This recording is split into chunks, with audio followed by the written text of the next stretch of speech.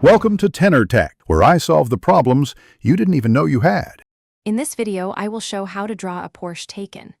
Begin by sketching a long, low rectangle for the body, then add an oval for the cabin and circles for wheels to lock proportions.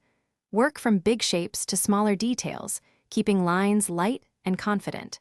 Check angles often and compare wheelbase to cabin width. Use curved strokes for fenders and straight guides for panel edges to keep the silhouette clean. In this segment, we focus on body shapes and proportions.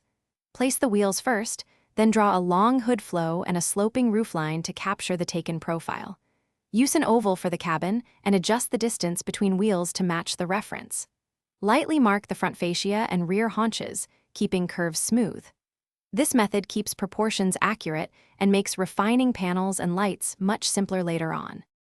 Now we add defining details like lights, vents, and creases to bring the Taycan to life.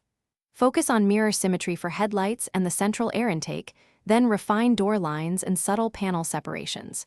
Use short, confident strokes for vents and grille texture. Draw wheel spokes with consistent thickness and add brake calipers for depth. Finally, erase construction lines and darken final contour lines to present a